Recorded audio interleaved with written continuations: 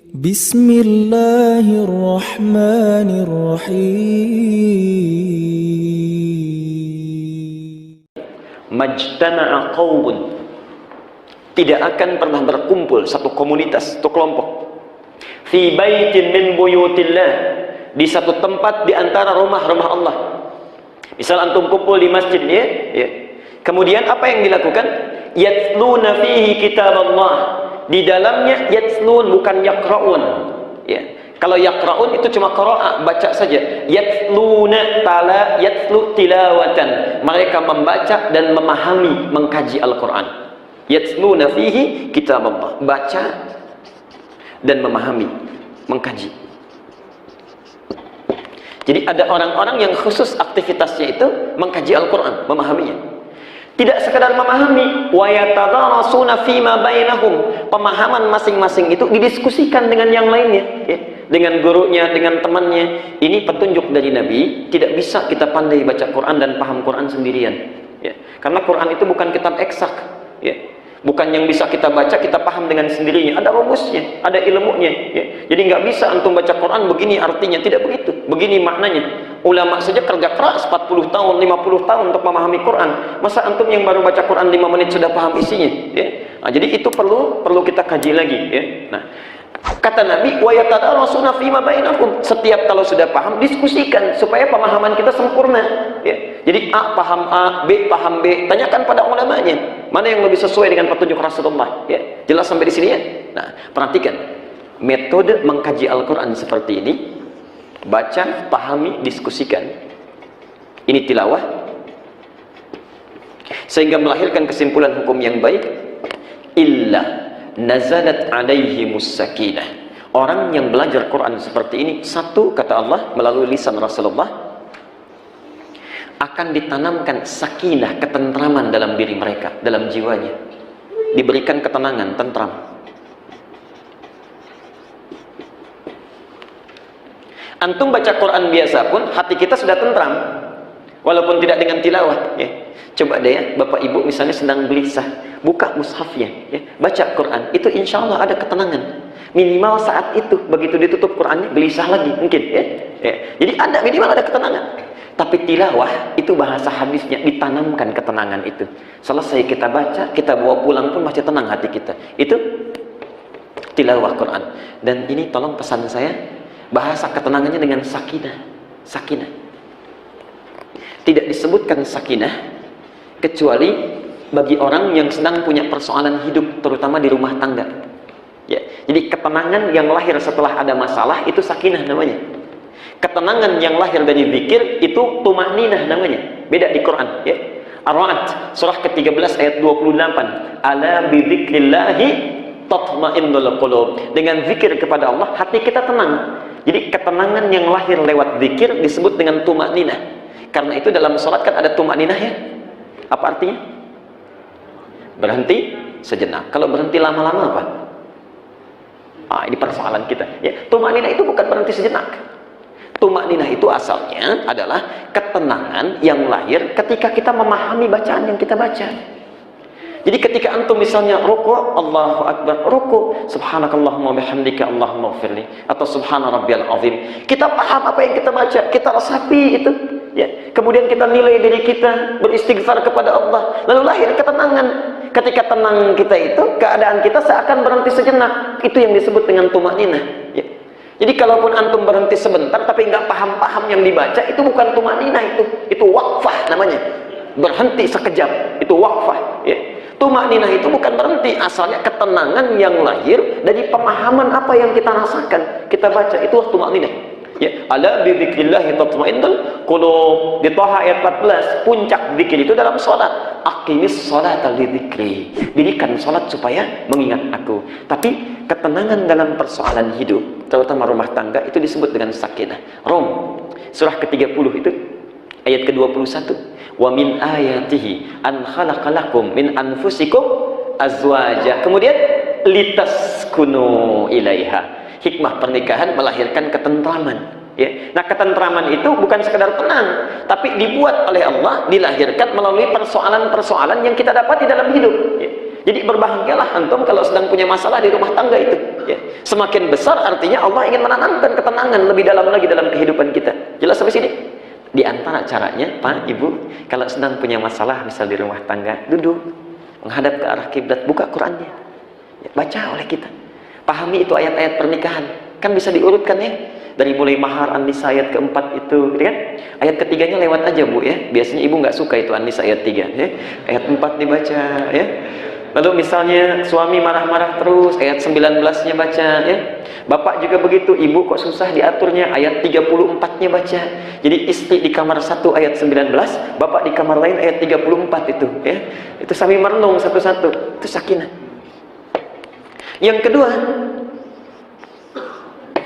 wa ghasyiyatuhum rahmah, ya. Diberikan, diliputi oleh rahmat. Ya. Kalau ini khusus tadi tentram dalam persoalan khususnya rumah tangga. Yang kedua diberikan rahmat, dan sifatnya bukan sekadar diberi, diliputi. Ghasyiyat itu menutupi. Ghasyiyat ya. Ada ghata, ada ghasyiyat ya. Kalau ghata itu tutup yang kencang ya. Makanya ini ada, saya tadi temukan aqua ya. Ini ada tutupnya di atas, disebut dengan ghita ya. Tutup yang kencang, keras. Tapi kalau lembut, enak deh, tutupnya kayak selimut, enak menutupi, itu disebut dengan ghasyah atau ghasyah. Jadi saat antum mengkaji Quran itu, dipahami maknanya, Allah turunkan rahmatnya dengan lembut, menutupi kita. Saya sudah pernah sampaikan di pertemuan lalu, rahmat itu satu di antara 3. Yang pertama, kalau tidak berarti ampunan Allah pada dosa-dosa yang telah bergelimang yang kita sudah perbuat. Quran surah 39 Az-Zumar ayat 53. Qul ya ibadiyalladzina asrafu ala anfusihim, katakan Muhammad pada hambaku yang banyak berbuat dosa bergelimang itu, la taqnatu min rahmatillah, jangan putus asa dari rahmat Allah. Jadi artinya seakan-akan kalau ibu bapak baca Quran itu Allah sedang tunggu, ada nggak yang mau minta ampunan dari dosanya ya, ditahu itu. Yang kedua adalah solusi dari persoalan yang sedang dihadapi. Al-Baqarah 155 sampai 157. Saya tidak bosan-bosan mengingatkan, kata Al-Quran, setiap orang hidup pasti diuji dengan masalah. Walanabluwannakum bisyai' ya, minal khauf, ada yang sedang gelisah. Ini wajah-wajah kelihatannya tenang-tenang, barangkali hatinya gelisah itu ya, bisa begitu ya. Wa naqsim minal amwal wal anfus wat thamarat ya.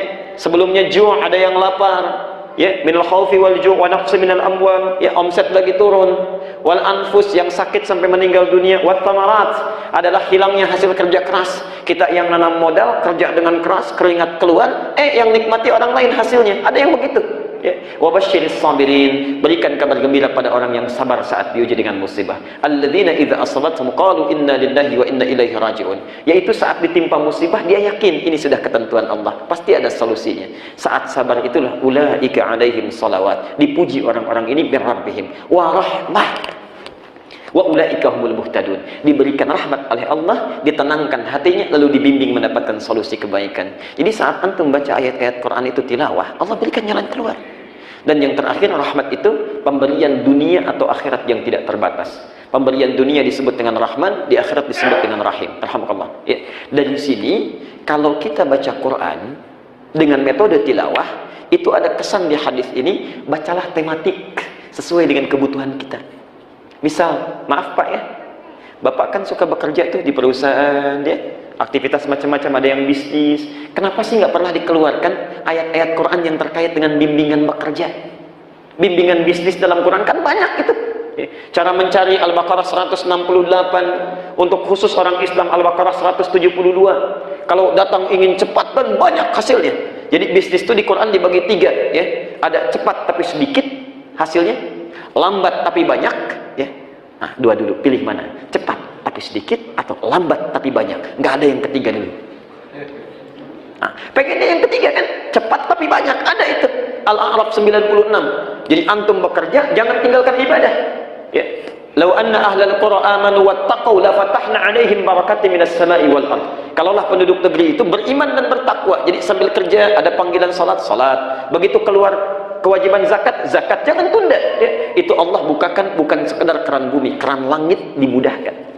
Karena orang ada yang cuma kerja di bumi saja ya. Al-Baqarah 168, ya ayyuhan nasu, hei manusia, kulu mimma fil ardi, silahkan cari makan, cari pekerjaan di bumi saja. Tapi untuk orang beriman dan bertakwa, keran langit dibuka ya. Barakatim minas sama'i wal ard. Yuk keluarkan Adik-adik yang sedang belajar, keluarkan ayat belajar itu di Quran. Ya. Al-Mujadalah, Quran surah 58 ayat 11, itu motivasi pertama. Yarfa'illahu alladhina amanu minkum walladhina utul ilma darajat. Allah akan angkat derajat orang beriman dan yang punya ilmu. Ayo, sebanyak-banyaknya belajar. Bagaimana cara belajarnya? At-Taubah 122. Jangan cuma sekedar datang, mendengar, transfer ilmu. Harus paham. Jangan tinggalkan satu huruf pun di dalam kelas kecuali kita mengerti apa yang dipelajari itu. Itu prinsip Quran. Ya. Diteruskan lagi ayatnya macam-macam. Ya.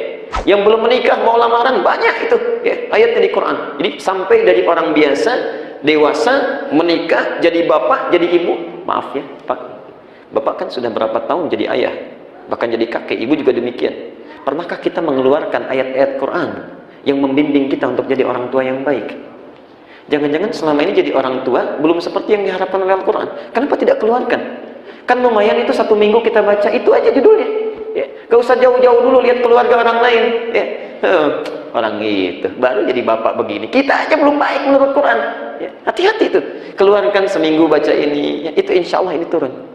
Kalau ini dilakukan yang ketiga, wahafathumul malaikah, malaikat akan berebut meliputi kita. Begitu berdoa mereka mengaminkan, begitu istighfar mereka memohonkan kepada Allah.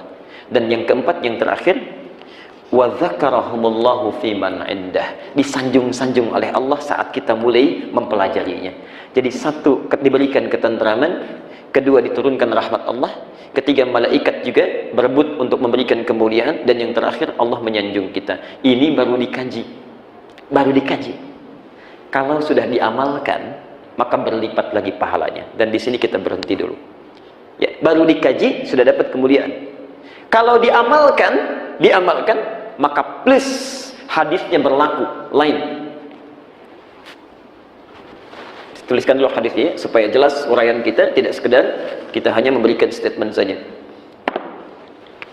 Hadis Muslim, riwayat Muslim, nomor hadis 1389. At-Tirmidzi nomor hadis 2682, kemudian Ibnu Majah nomor hadis 219. Saya langsung saja ke ujung hadisnya, ya. Atau saya bacakan cepat awalnya. Man salaka tariqan yaltamisu fihi ilman sahhalallahu lahu tariqan ilal jannah. Siapa yang menyiapkan dirinya dari tempat dia menetap untuk menempuh perjalanan guna menuntut ilmu, sekalipun cuma sedikit, sahhalallahu lahu tariqan ilal jannah, Allah akan mudahkan langkahnya menuju surga. Itu baru melangkah, ya. Kemudian perhatikan kalimatnya, wa innal malaikata, dan sungguh pada malaikat itu, la tad'u ajnihataha, semenjak dia berangkat dari tempat dia tinggal itu sudah membentangkan sayapnya, ridwan li talibil ilmi, memberikan ridha pada para penuntut ilmu. Poinnya ini yang paling akhir, wa fadlul alim, dan keutamaan orang yang sudah tahu itu kalau mengamalkan ilmunya, alal abid, dibandingkan seorang yang rajin ibadah cuma nggak tahu ilmunya, ya. Ada orang sholat sunnah rajin sekali, nggak tahu ilmunya. Kita cuma 2 rakaat dikerjakan, tahu dengan ilmunya karena sudah belajar ini. Kafadil qamari ala sa'ilil kawakib, itu seperti keutamaan rembulan dari planet-planet dan asteroid yang ada di semesta ini. Coba cek, ada berapa asteroid itu di alam semesta. Di pahalanya berbanding demikian. Ulama pernah mengeluarkan hitungan sederhananya seperti 1000 bulan katanya, 1000 bulan. Ya. Karena itu ada riwayat yang sampai menuntut ilmu itu lebih bagus dibandingkan dengan 1000 rakaat sholat sunnah. Ya. Ada riwayat demikian yang sampai kepada kita. Nah, hanya ilmu yang seperti apa? Ilmu yang mendekatkan kita kepada Allah. Kalau ilmu yang tidak jelas, lebih baik kita kemudian kita sholat. Ya. Misal yang banyak ketawa-ketawanya, yang bahkan mematikan hati kita, yang tidak jelas cerita kisahnya, yang disampaikan gak pernah ada di Quran, gak pernah ada di sunnah, cuma mengarang-ngarang saja, itu malah membuang-buang waktu kita. Kata para ulama, bahkan Imam Al-Ghazali itu menulis bab khusus dalam masalah itu, tentang menuntut ilmu. Lihat Ihya Ulumuddin itu ya, itu ada keterangan di situ ya.